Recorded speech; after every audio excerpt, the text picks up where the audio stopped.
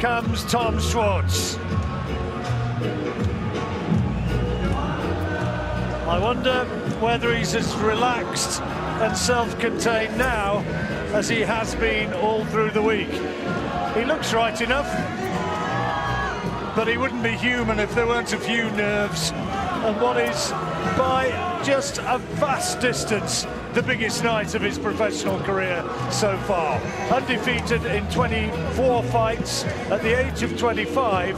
The relevant question is, who has he beaten? Certainly nobody remotely of the class or standard of Tyson Fury. But this, a huge opportunity, and we saw from Andy Ruiz a couple of weeks ago that huge opportunities can sometimes be taken.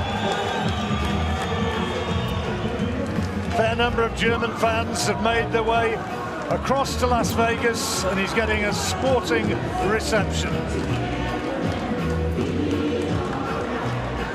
David, you said you would know as soon as you saw him whether he'd frozen. What do you reckon? He doesn't look at all overawed by the situation that he's found himself in here tonight.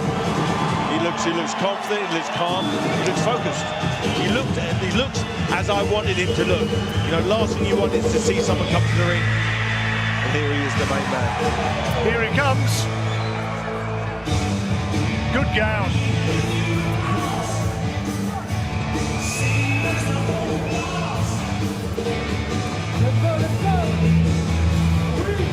A hooded hero. His brother's with him. And now the big ring entrance for Tyson Fury.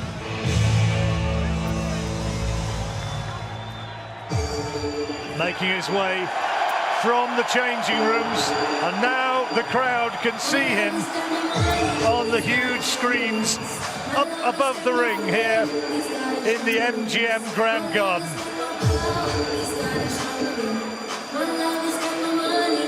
It's been said so many times, but to come back from where he was to where he is now is an extraordinary story in so many ways.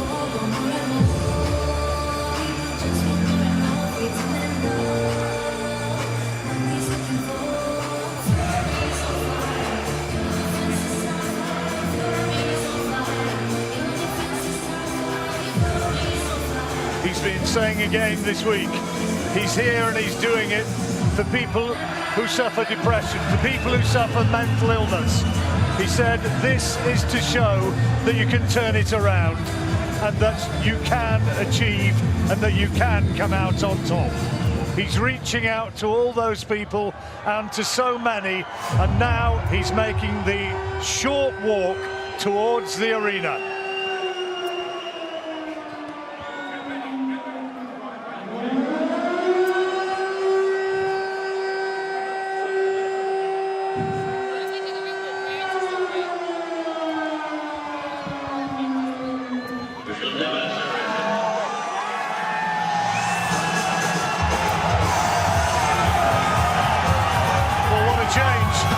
With the strains of "We Shall Never Surrender," here comes Tyson Fury. A bit of Apollo Creed here. Creed come Yankee Doodle Dandy. Apollo Creed Rocky 4, I love it. He said he was going to be showbiz, it is. He is absolutely gold, he really is. Someone has to say it though, it didn't work out that good for Apollo Creed when he came to the ring like this. If you can remember what happened with Ivan Drago. I'm sure it's going to be a very different story here tonight. Well, here he is on the edge of the ring. And is he as ever going to step over the top rope? I suspect he just might. There we go. The 6'9" lineal heavyweight champion of the world has arrived and walking right over to Schwarz's corner, as much as to say, so much for the niceties, now it's the real thing. That's right, all the joking and laughing to sell the fight out the window. Now he means business, and you can see it in his eyes at the weigh-in, and you can see it now tonight. Billy Joe Saunders up there in the ring with him. Ricky Hatton, of course, his trainer Ben Davison, and so much credit goes to him for being right alongside Tyson as he's made his fantastic return.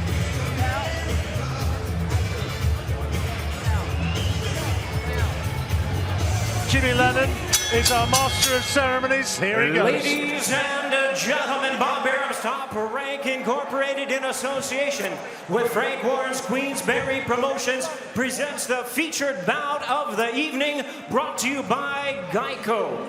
Introducing our three judges, scoring from ringside, Patricia Morse-Jarman, Dave Moretti, and Don Trella. All right, fans, here we go. 12 rounds of boxing in a battle of unbeatens for the lineal heavyweight championship of the world. And now, ladies and gentlemen in attendance and boxing fans joining us around the world on ESPN Plus and across the UK on BT Sport, live from the MGM Grand in Las Vegas, it's time for the Top Rank Boxing main event of the evening.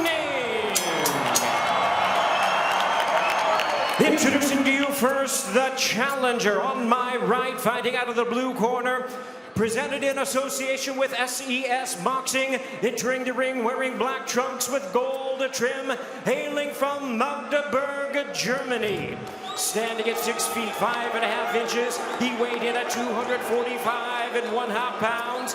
He is undefeated in his campaign in the ring with a record of 24 wins, no losses, 16 wins coming by way of knockout.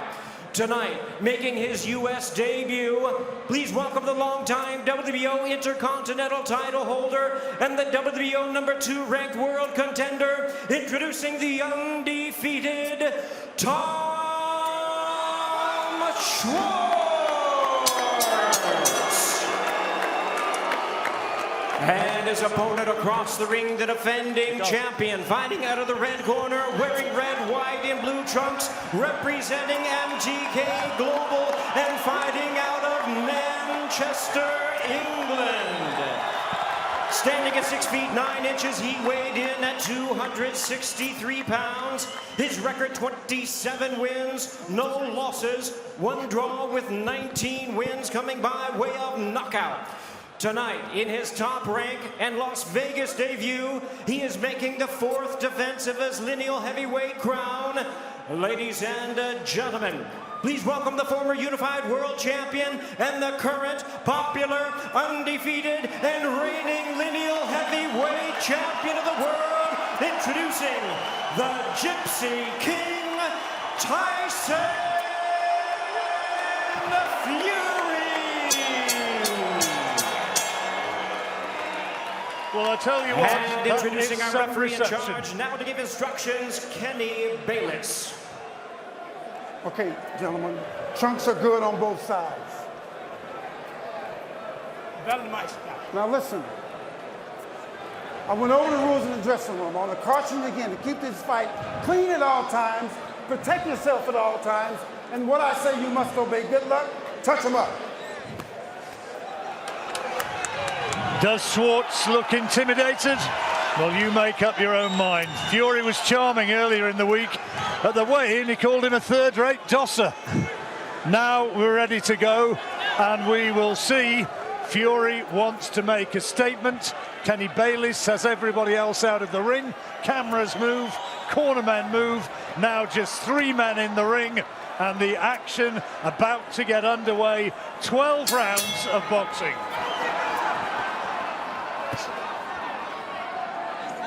Well, Schwarz got to come out. You got to come out and make a statement. You got to put some pressure on Fury, make him feel like it's not an exhibition, that he's in with a real opponent. Good fast left jab. First scoring shot of the fight. I wonder whether Fury will be tempted to use some of his slick moves and good lateral movement, good head movement, just to try and embarrass Schwarz in the early stages. But the jab would be key for Fury. A nice long jab, and the feint with the feet, which he does so well for the big fella. Just when Schwarz is trying to walk him down, that little feint will just offset and make him have to go again. Schwarz has never been down as an amateur or a professional. Has got a terrific chin.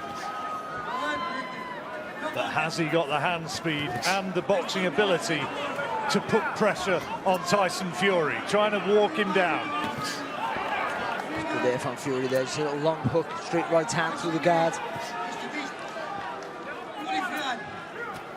There's a left hand from Schwarz, which does find the target.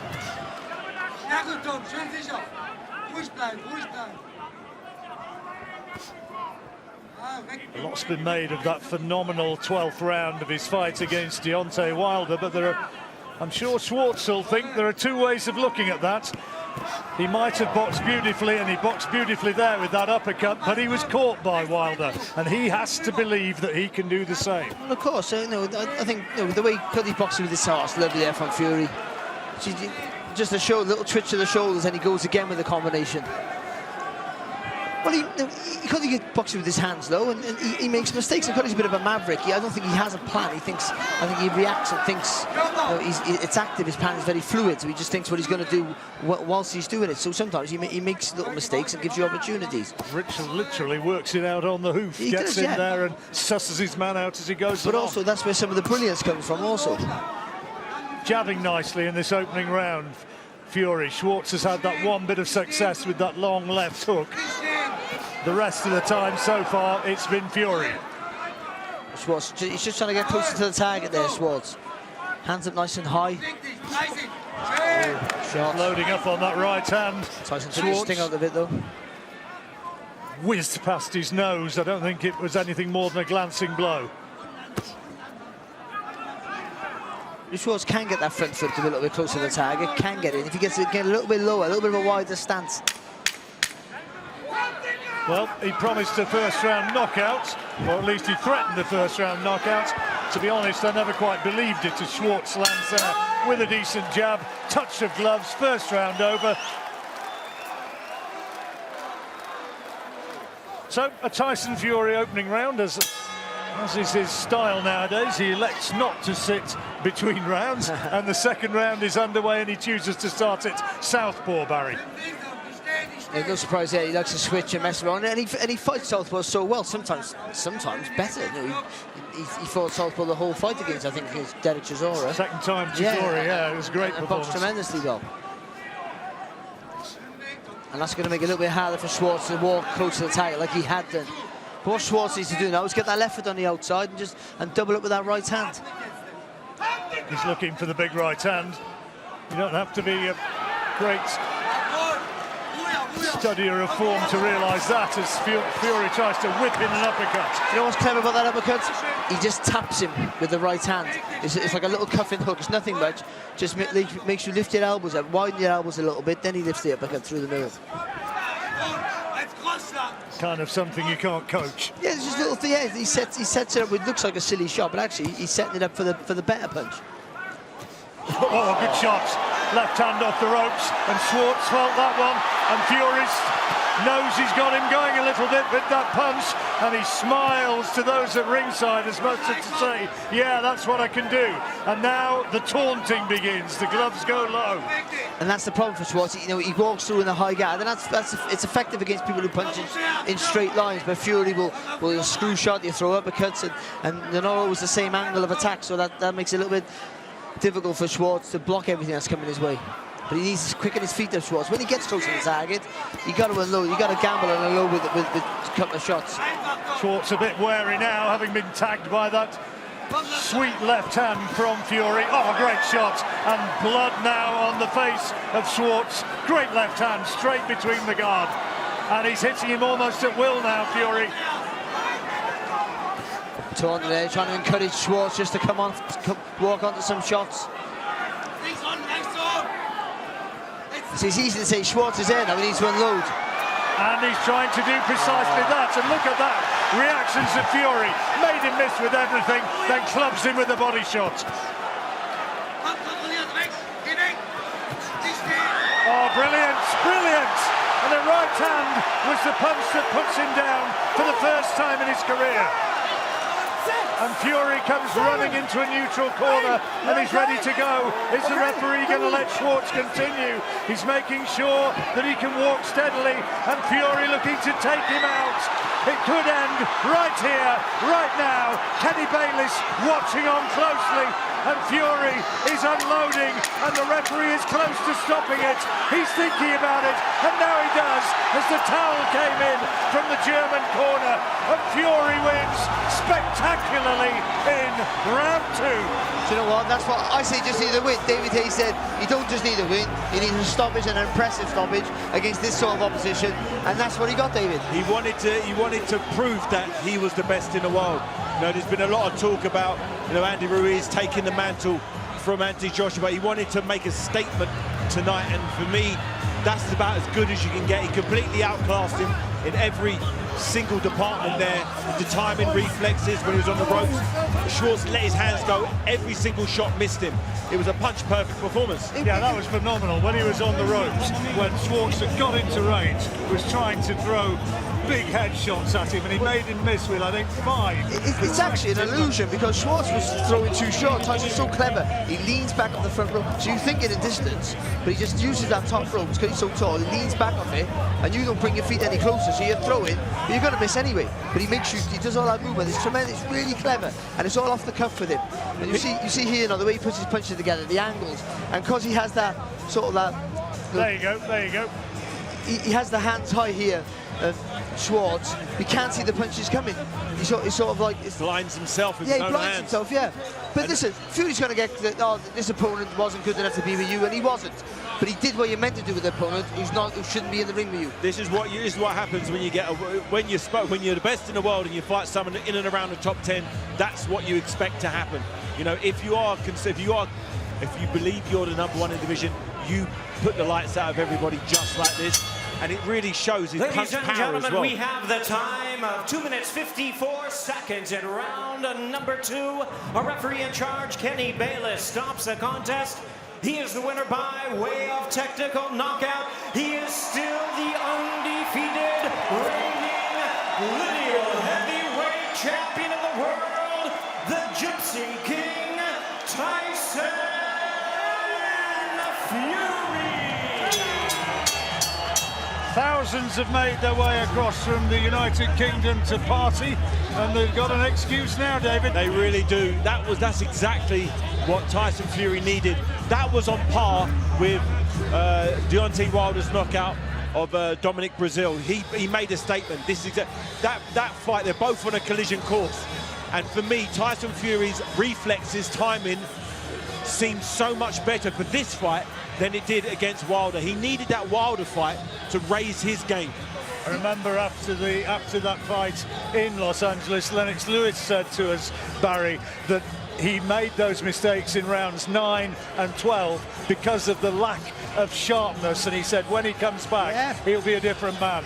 He's not in with Deontay Wilder, so we have to get some perspective. He's not in with Deontay Wilder, but against a guy like this, he was strong and he was game, and all heavyweights are dangerous, but he made him miss with ease, and the footwork is tremendous. And for a big guy, he shouldn't be doing things with his feet that he does. And you sort of gasped when he span him in the corner. It's brilliant work. He just spins him like a featherweight, and it's for a 6'9", 18 and whatever he is, almost 19-stone guy. It's pretty impressive. You were purring at the footwork as much as anything, I David. really was. What impressed me most about this fight, compare this against the two fighters, his two comeback fights prior to Deontay Wilder. Yeah. He's a completely different boxer. What he was doing in Ireland, what he was doing in Manchester prior to that, it was nothing. It was like safety this. first, wasn't it? It was safety first. You could see he wasn't as confident. He was clowning around. This was all business tonight, all business. And also, David, I think because he's got his time and the distance back, he's figuring it out better. So the first round he's taking his time and he's figuring it out, going, right, I know what to do now. The punch power's there. He turned Salvatore orthodox. He was turning. He is developing in front of our eyes. You know, he's better now than he was when he fought Deontay Wilder. Do you know this question's coming? Do you believe that tonight we've watched the best heavyweight in the world? Is a strong argument for it. You know, how would Deontay Wilder have dealt with the same guy? I believe in a similar manner, maybe even in the first round. Just wanted to put on a good show, you know, and I got a big 6'5", 18-stone man out of there with switched up with his left hand. And he looked good in the first round. He was trying that left hand, trying the right hand, making you think. He caught me with a couple of shots, fair play, but as I always say, you can't go swimming and not get wet. Now, Tyson, it was your Las Vegas debut. The atmosphere, the crowd, what was it like when you walked out and you sensed that noise and you went down to the Apollo Creed outfit? It was amazing. I hope it went down well in America. I hope they enjoyed the performance. And, you know, I came here to have fun and enjoy myself. I don't take it too serious, as you can tell there, Steve. But, you know, I'm not one of them people who takes myself too seriously. So I thought I put on a good show and the fans got what they paid for. Now, I'm here in September or October. Does that fit with you? Is that what you ideally want? Either or, September 21st, October 5th, I think I'm back in New York, and we're going to have another fight, and then we're going to hunt down Deontay Wilder. And it is Wilder that's on your horizons. That's the man you want, isn't it? You want justice. You want justice. You know, I'm not going to look past today. Tonight was a great performance. I'm going to enjoy it. You know, Bob and Frank, they'll sit down and get deals done, get me another fight in, and then we're going to fight Deontay Wilder early next year. Now, Tyson, tonight I'm told there's going to be the party of all Vegas parties with you as the leader. Just tell me what's going to be going on. Well, we're all heading off to Akasan after this for the official after party, and I hope you're there. I know Frank's going to be there. Everyone's going to be there, so come down and we'll all have a drink. Come down and we'll all have a drink, Tyson. Frank, you're going to the after party. But before we talk about that, I thought he was at his most vicious tonight. His most vicious. If you can scramble through as they remove Tyson's gloves. I thought he was at his most vicious tonight, Frank. He was brilliant. It was a great performance. He was calm, collected. He said that bit of extra weight he felt. He weren't, as I said earlier, training to make weight. He was perfect. He was punch perfect. He's done a great job. And the other guy come to fight. He didn't come to sit on the floor. He tried. And he stood up well, the other guy. So we're looking at September, October, maybe on the East Coast. Is that right? Maybe. We'll see what happens. We're going to try and sort it out in the next couple of days. And next year, Frank, you heard the reaction of the crowd, and not just the Brits, the Americans. They want that Wilder fight. It puts pressure on Wilder now, surely. Well, it does, but they want to make it. And, you know, it's the same here. Everybody wants to make the fight happen, and it will happen.